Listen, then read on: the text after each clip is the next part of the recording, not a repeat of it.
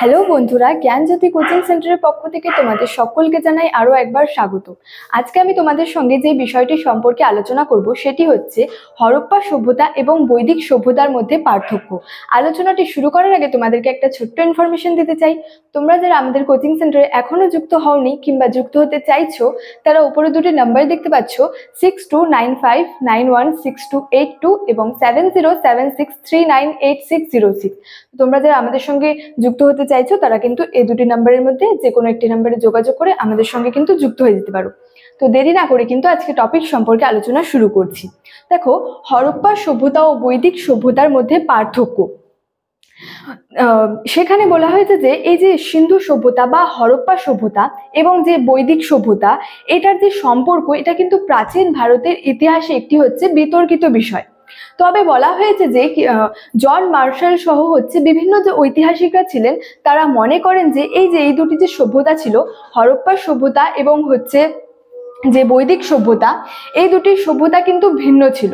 অর্থাৎ বলা হয়েছে যে এই যে হরপ্পা সভ্যতা এবং বৈদিক সভ্যতা উভয় সভ্যতাই কিন্তু, যে বলা হয়েছে যে উভয় সভ্যতার মধ্যেই সাদৃশ্য থেকে বেশি কিন্তু বৈসাদৃশ্য ছিল। এবং বলা হয়েছে যে এই যে উভয় সভ্যতা অর্থাৎ হরপ্পা এবং বৈদিক সভ্যতা, এই দুই সভ্যতার মধ্যে কিন্তু সাদৃশ্য থেকে বেশি হচ্ছে বৈসাদৃশ্য ছিল। তো এই সভ্যতার পার্থক্যগুলি কি কি ছিল এখন কিন্তু আমরা পরপর আলোচনা করব।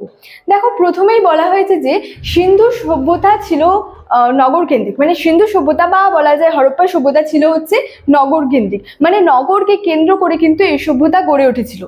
এদিকে বলেছে হচ্ছে যে বৈদিক সভ্যতা ছিল হচ্ছে গ্রামীণ, মানে বৈদিক সভ্যতা ছিল হচ্ছে গ্রামীণ। তারপরে বলছে যে সিন্ধুবাসীরা তামা ও টিন ব্যবহার করতো, অর্থাৎ সিন্ধুবাসীরা তামা ও টিনের কিন্তু ব্যবহার জানতো।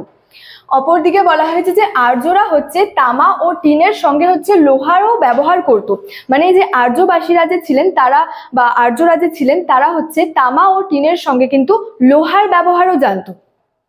নেক্সট বলছে হচ্ছে যে সিন্ধু নগরের অর্থনীতিতে শিল্প বাণিজ্য ছিল, মানে সিন্ধু নগরের যে অর্থনীতি ছিল সেখানে কিন্তু শিল্প বাণিজ্য প্রধান ছিল বলা যায়। অপরদিকে হচ্ছে আর্য অর্থনীতিতে হচ্ছে পশুপালন ও আর্য অর্থনীতি আর কি পশুপালন ও হচ্ছে কৃষি নির্ভর ছিল।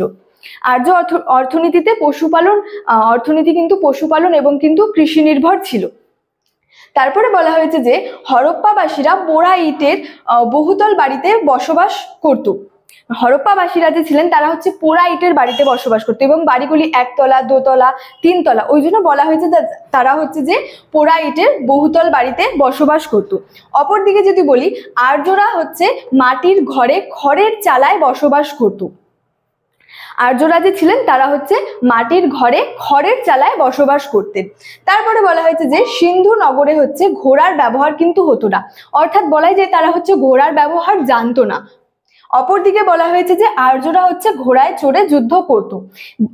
আর্যদের কথা বলা হয়েছে তারা ঘোড়ায় চড়ে যুদ্ধ করতো, মানে তারা ঘোড়ার ব্যবহার জানতো, তাই বলা হয়েছে তারা হচ্ছে ঘোড়ায় চড়ে যুদ্ধ করত।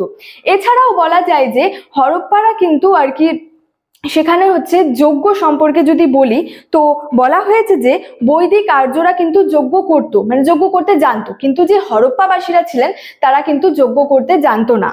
তারপরে যদি বলি, এছাড়াও বলা যায় যে সেখানে হরপ্পাবাসীদের হচ্ছে লিখতে জানতো, তাদের হচ্ছে লিপি ছিল, কিন্তু আর্যরা যে ছিলেন তারা কিন্তু লিখতে জানতো না, সুতরাং তাদের কিন্তু লিপিও ছিল না।